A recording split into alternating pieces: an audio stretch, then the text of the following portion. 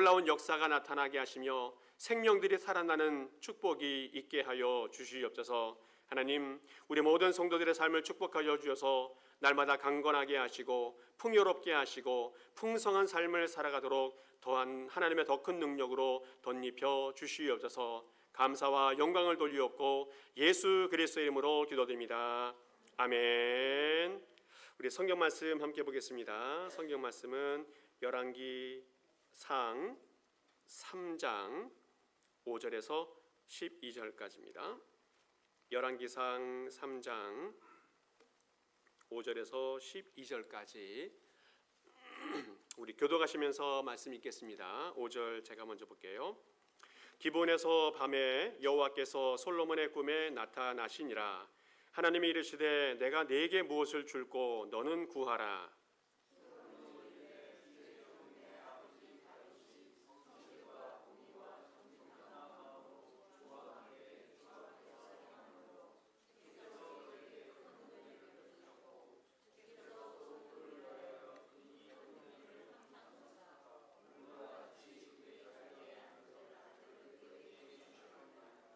나의 하나님 여호와여, 주께서 종으로 종의 아버지 다윗을 대신하여 왕이 되게 하였사오나 종은 작은 아이라 출입할 줄을 알지 못하고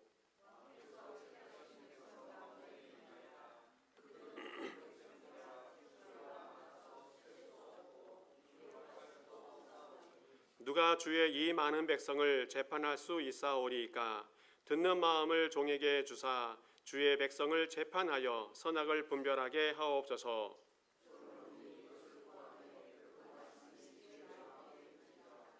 이에 하나님이 그에게 이르시되 내가 이것을 구하도다.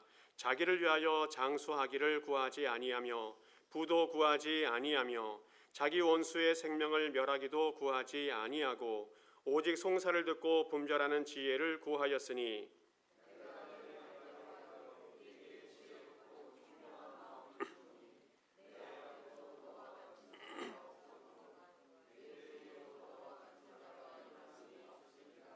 아멘.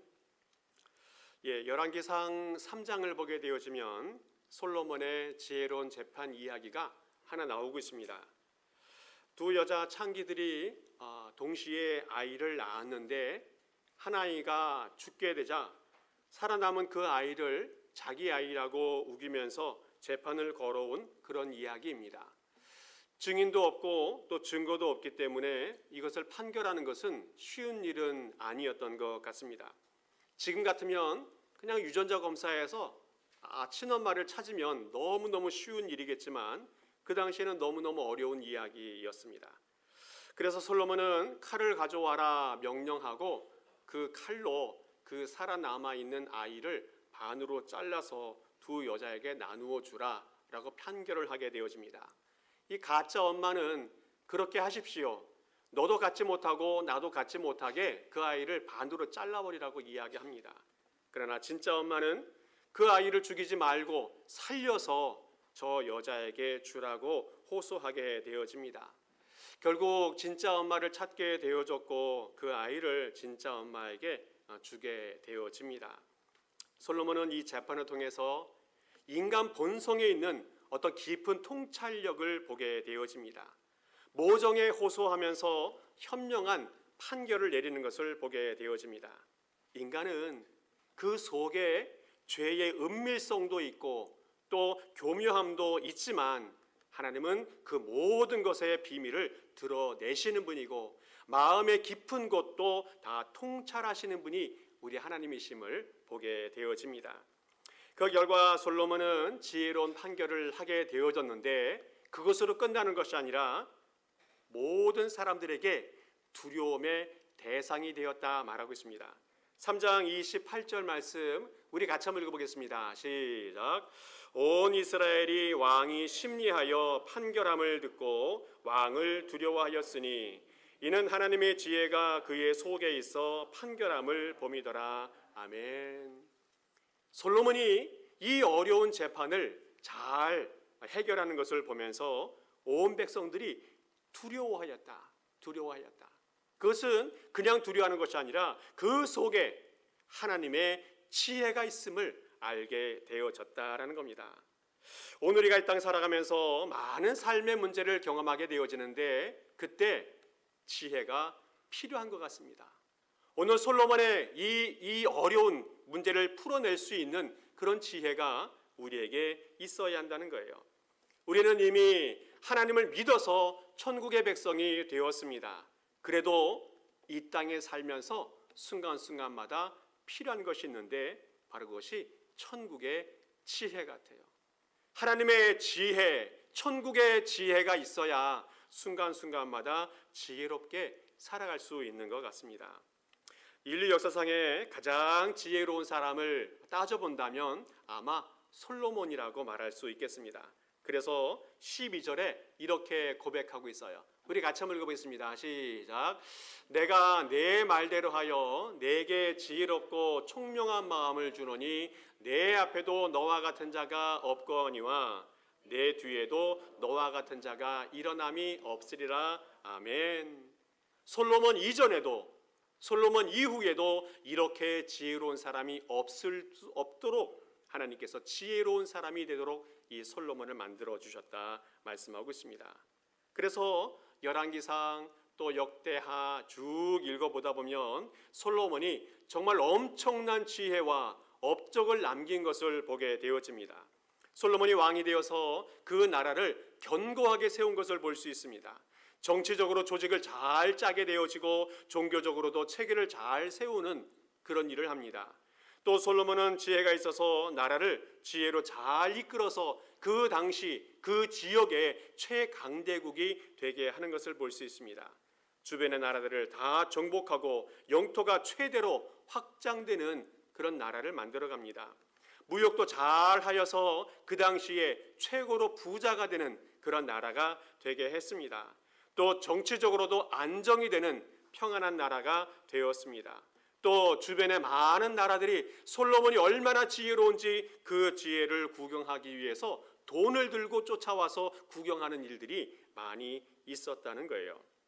솔로몬은 또한 최초로 성전을 건축하고 하나님 중심으로 신앙 중심으로 살아갈 수 있도록 나라의 기초를 세웠습니다.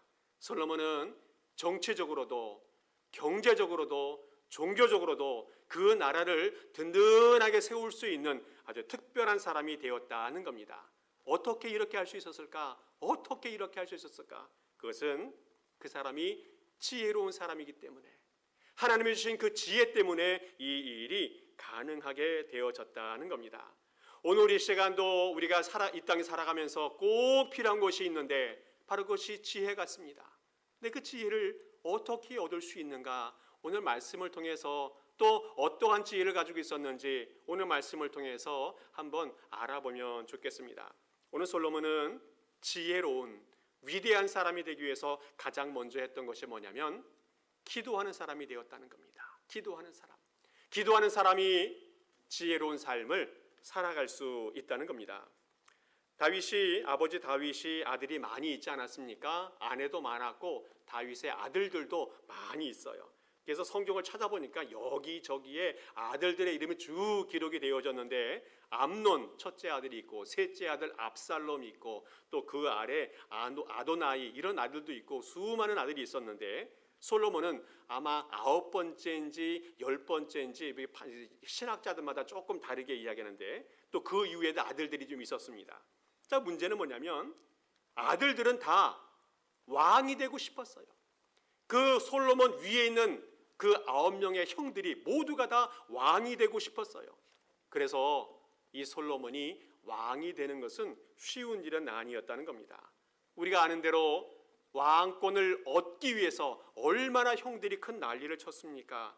압살롬은 반란까지 일으킬 정도였어요. 그러나 기적적으로 솔로몬이 왕이 되어서 아버지의 선택을 받아 왕이 되지 않습니까? 그래서 이제 40년의 아버지 왕조가 끝나게 되어지고 솔로몬을 통해서 새로운 왕조가 시작되는 것을 볼 수 있습니다. 그러나 왕이 되었다고 모든 것이 끝나는 것은 아닙니다. 형들이 지켜보고 있어요. 그리고 주변의 정적들이 아직 많이 남아 있었기 때문에 왕으로 등극은 되었지만 아직 불안한 상태였답니다. 그럼에도 불구하고 솔로몬은 왕이 된 후에 나라를 잘 다스려서 나라 안팎으로 안정과 성장을 일으켜 갑니다. 솔로몬은 성전을 건축하는 일, 정말 중요한 일들을 하게 되어지는데 그 이전에 먼저 중요한 일들을 하게 되어져요. 기브온에 가서 하나님께 1,000번 제사를 드리게 되어집니다. 내 모든 왕권과 모든 사역들은 다 주님의 계획 속에 있음을 알고 주님께 모든 것을 맡기는 마음으로 1,000번제를 드리게 되어집니다. 그때 그곳에서 잠을 자게 되어지는데 꿈에 하나님의 음성을 듣게 되어집니다. 하나님께서 말씀하십니다. 내가 너에게 무엇을 줄까? 내가 너에게 무엇을 줄까? 나에게 구하라. 내가 뭐든지 줄 것이다 라고 말합니다. 그때 솔로몬이 겸손하게 이야기해요. 이 왕국을 잘 다스릴 수 있는 지혜를 달라고 하나님께 기도를 드립니다. 이것이 하나님의 마음에 합하였다, 하나님의 마음에 합당했다라고 말합니다. 그래서 하나님께서 지혜를 허락해 주시고 그가 구하지 아니한 장수도 부도 권력도 주게 되어집니다. 오늘 성경에서 솔로몬이 지혜로운 사람이 되어지고 능력 있는 사람이 될 수 있었던 것은 선천적으로 타고난 것이 아니라 후천적으로 하나님께 기도해서 얻은 믿음의 산물이라는 것을 가르쳐 주고 있어요. 아마도 솔로몬은 다른 사람보다 조금은 더 똑똑한 사람이었던 것 같긴 해요. 그러나 이 역사 속에서 정말 전무후무하게 칭찬받을 만한 위대한 지혜로운 사람이 되는 것은 아니었다는 겁니다. 그것은 오직 하나님께 기도한 사람이 얻는 축복이었다는 거예요. 솔로몬은 하나님께 기도하면서 지혜를 구했고 그 지혜를 통해서 위대한 인물이 되어졌다는 겁니다. 야고보서 1장 5절에 기도가 얼마나 중요한지를 우리에게 가르쳐주고 있습니다. 우리 같이 한번 읽어보겠습니다. 시작. 너희 중에 누구든지 지혜가 부족하거든 모든 사람에게 후히 주시고 꾸짖지 아니하시는 하나님께 구하라. 그리하면 주시리라. 아멘. 인간의 지혜, 인간이 머리를 짜고 생각을 하고 계획을 할지라도 그 지혜는 항상 불완전하다는 겁니다. 온전한 성공을 이룰 수 없다는 것을 말씀해 주고 있어요. 인간의 생각과 지혜로 잘못된 길에 빠지기 쉽고 완전할 수 없음을 우리는 익히 잘 알고 있습니다. 그래서 오늘 야고보는 시련을 잘 극복하고 이겨나가기 위해서는 하느님에게서부터 하늘에서부터 오는 그 지혜가 필요하다는 것을 말씀해 주고 있어요. 하나님께서부터 오는 지혜, 이것을 잘 깨달을 때에 하나님의 뜻을 깨닫게 되어지고 성도가 의로운 인생을 살아갈 수 있게 되어진다는 겁니다. 솔로몬이 구했던 지혜가 바로 이 지혜라는 거예요. 오늘 성경에서 하나님께서 말씀하십니다. 후히 주신다, 꾸짖지 아니하신다 말씀해 주고 있습니다. 하나님은 하나님께 간구하는 사람에게 꾸짖지도 아니하시고 또 책망하지 아니하시고 많이 구할지라도 매번 구할 때라도 귀찮아하지 아니하시고 풍성하게 지혜를 허락해 주신다 말씀해 주고 있어요. 하나님은 넉넉하신 분이고 풍성한 지혜를 갖고 계신 분이기에 우리에게 필요한 모든 지혜를 공급해 주시는 줄 믿습니다. 우리 모두는 모든 것을 갖추고 완벽한 사람은 아닐지라도 날마다 하나님께 지혜를 구하면서 이 땅에서 지혜로운 삶을 살아갈 수 있기를 축복합니다. 감사한 것은 하나님은 기도하시면 주겠다 말씀하고 있습니다. 기도하면 풍성하게 주겠다 약속해 주셨습니다.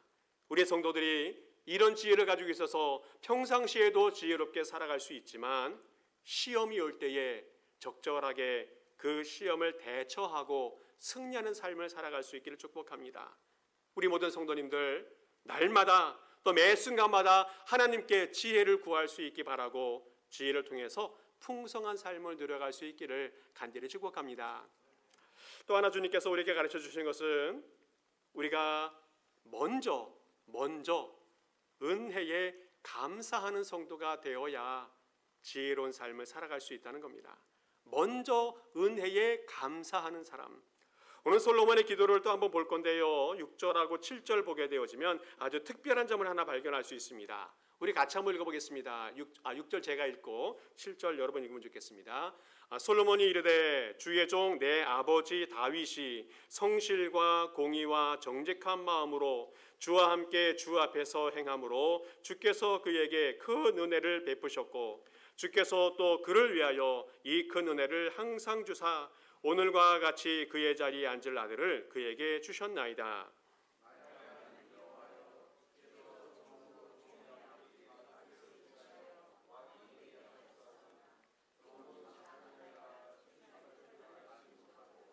아멘. 솔로몬은 자신이 무엇인가를 하나님께 구하기 전에 하나님의 은혜에 감사하는 기도를 먼저 하였다는 겁니다. 하나님 이제까지 크신 은혜를 베풀었다는 것을 먼저 깨닫고 감사하였습니다. 우리 신앙인들, 기도하는 모든 성도님들은 기도할 때에, 신앙생활할 때에 가장 먼저 해야 될 신앙의 기본 자세가 무엇인가 하면 먼저 하나님께 감사합니다. 먼저 하나님의 은혜에 감사하는 삶, 이것이 신앙인의, 기도인의 바른 자세라고 여겨집니다. 솔로몬은 아버지 다윗이 하나님 앞에 정의롭게, 성실하게, 공평하게 살았던 것을 고백하면서 그래서 하나님의 축복을 많이 받은 사람이 되었다는 것에 대해서 감사하고 있습니다.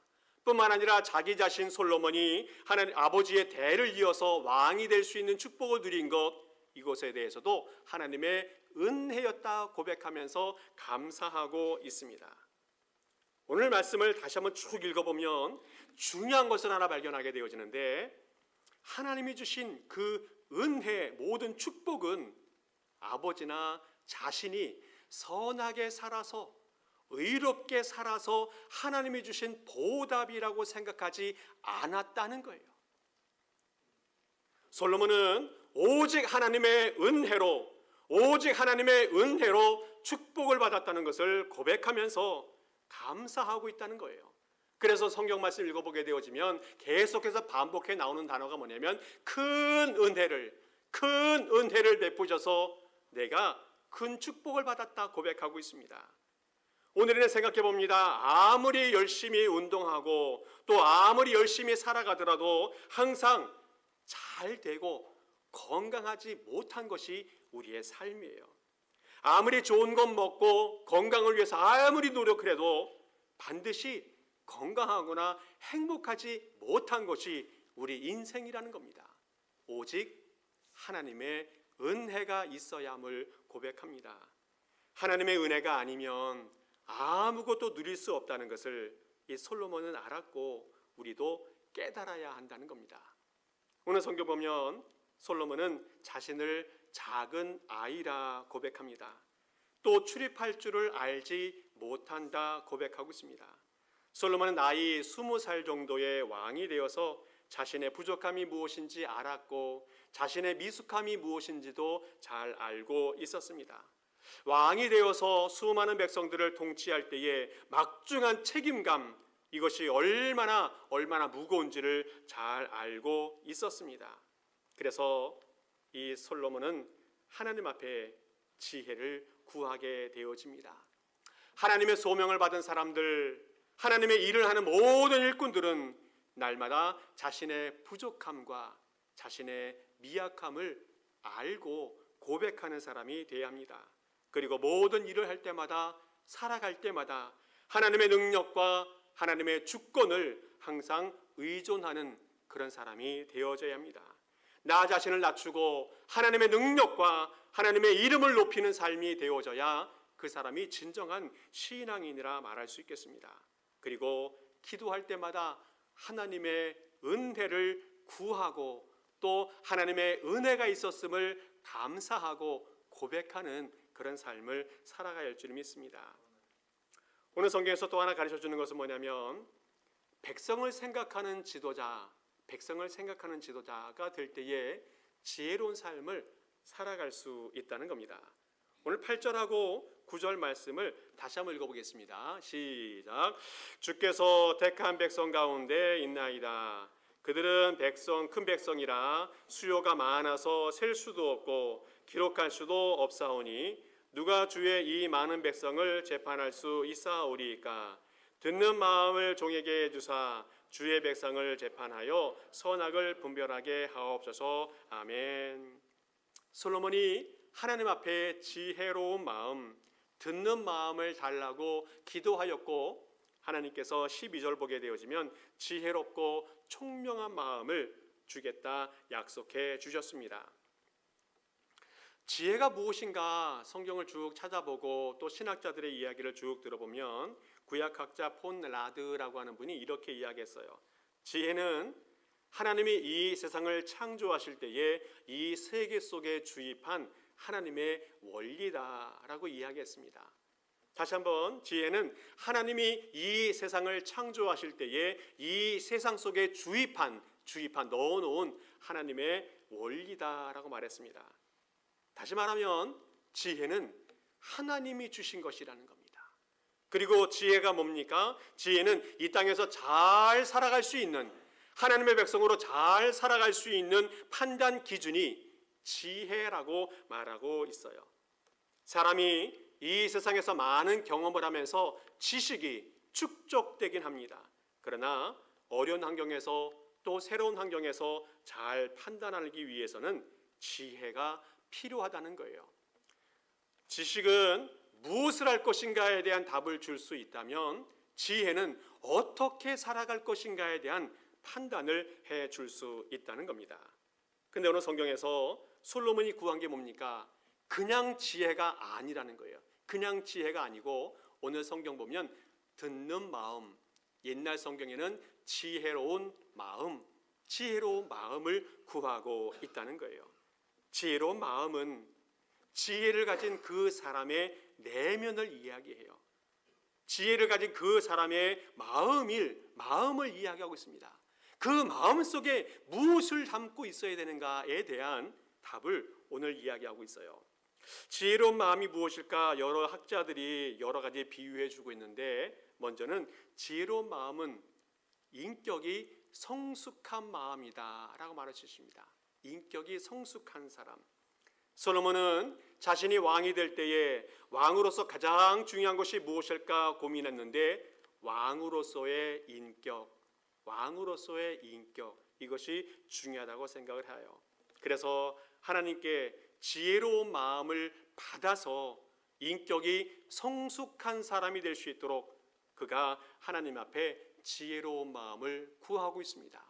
지혜의 마음은 사람의 인격을 성숙하게 한다는 거예요. 또 지혜로운 마음이 뭡니까? 그것은 다른 사람을 포용할 수 있는 마음, 다른 사람을 품을 수 있는 마음, 이것이 지혜로운 마음이라는 거예요.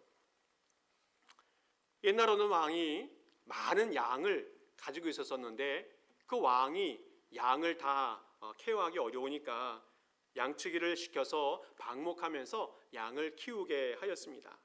근데 어느 날 보니까 그 양 무리 속에서 이상한 양 한 마리가 발견이 됐는데 그 양 무리 속에 끼어 있는 것을 발견하게 되어집니다. 양치기가 찾아와서 왕에게 이야기해요. 이상한 동물 하나가 양 속에 끼어 있는데 이것을 어떻게 했으면 좋겠습니까?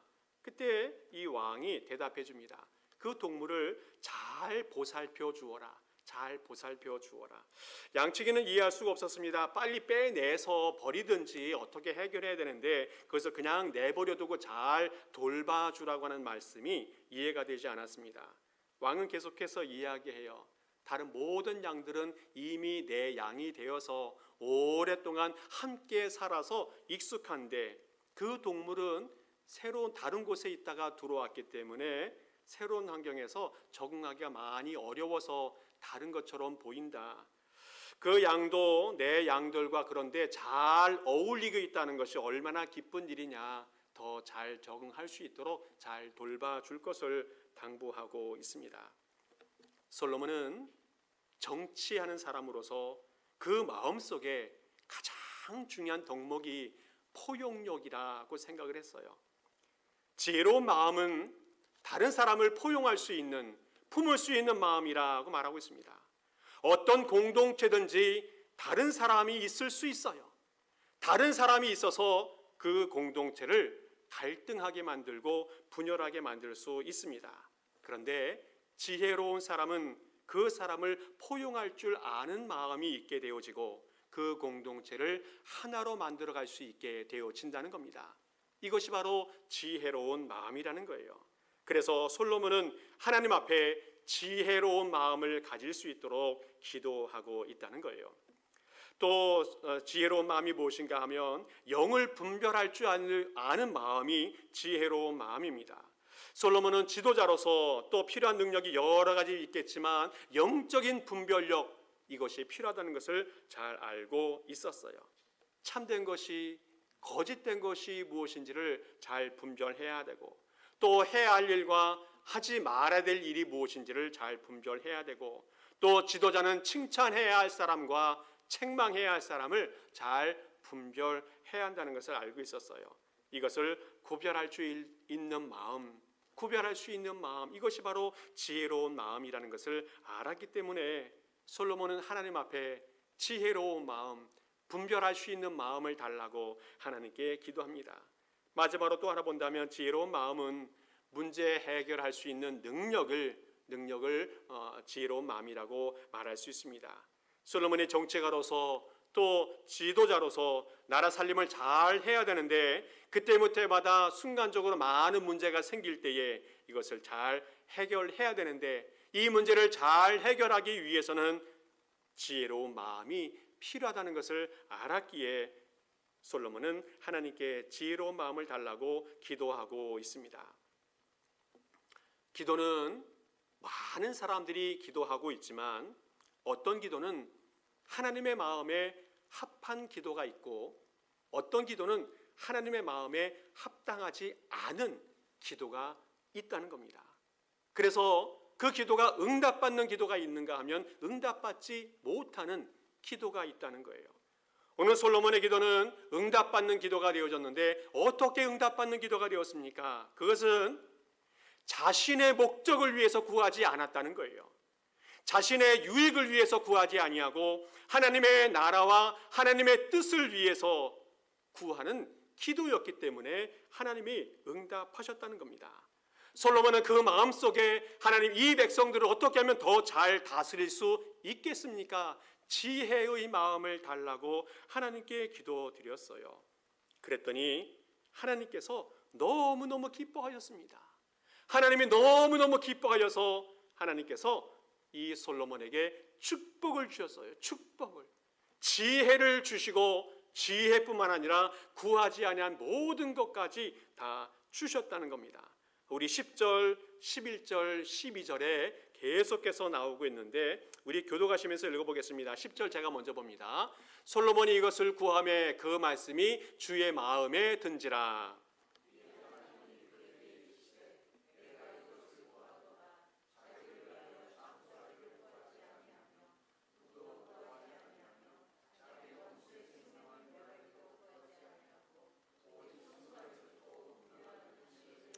같이 읽겠습니다. 내가 내 말대로 하여 내게 지혜롭고 총명한 마음을 주노니 내 앞에도 너와 같은 자가 없었거니와 내 뒤에도 너와 같은 자가 일어남이 없으리라. 아멘. 기도하는 대부분의 사람들은 무엇을 구합니까? 건강이나 장수나 부자나 또 나를 힘들게 하는 원수를 멸하는 것, 이것을 기도합니다.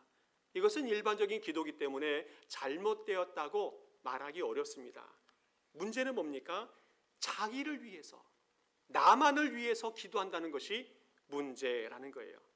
자기만을 위해서 기도하는 그 기도는 성숙하지 못한, 지혜롭지 못한 기도라는 것을 말씀해 주고 있어요.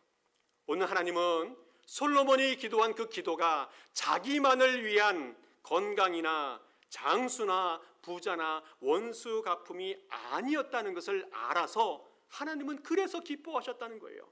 그래서 솔로몬을 칭찬하시고 솔로몬을 축복하십니다.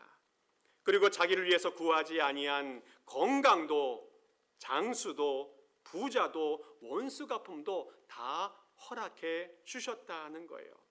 하나님은 자기를 위해서 구하는 것이 아니라 백성을 위해서, 하나님의 나라를 위해서 구할 때에 이 모든 것들을 공급하신다는 거예요. 마태복음 6장 33절에 정말 유명한 말씀 있지 않습니까? 예수님께서 우리가 기도할 때 어떻게 기도해야 될지 가르쳐 주고 있는데, 이 기도와 정말 합당한 그런 기도가 솔로몬의 기도였다고 여겨집니다. 우리 같이 한번 읽어보겠습니다. 시작.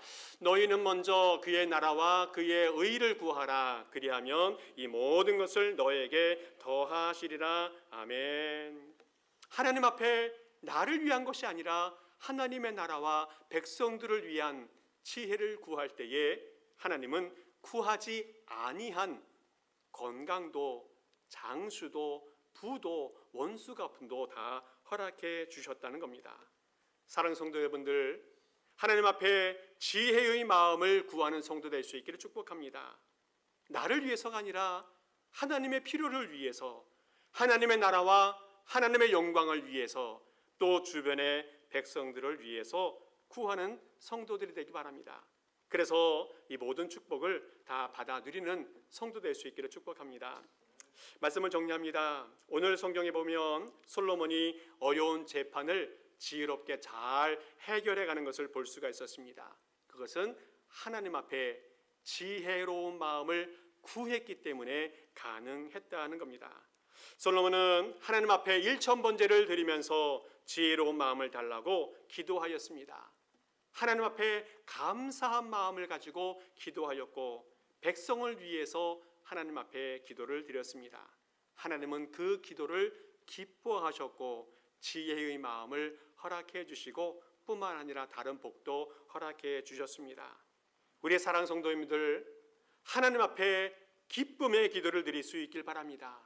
지혜로운 마음을 구할 수 있길 바랍니다. 그래서 하나님 앞에 복된 인생이 되어주시고 다른 사람을 유익하게 하고 하나님의 영광을 드러내는 복된 인생 될 수 있기를 간절히 축복합니다. 함께 기도하겠습니다. 아버지 하나님, 감사합니다. 우리를 하나님의 백성 삼아주시고 또 필요한 모든 것들을 순간순간마다 공급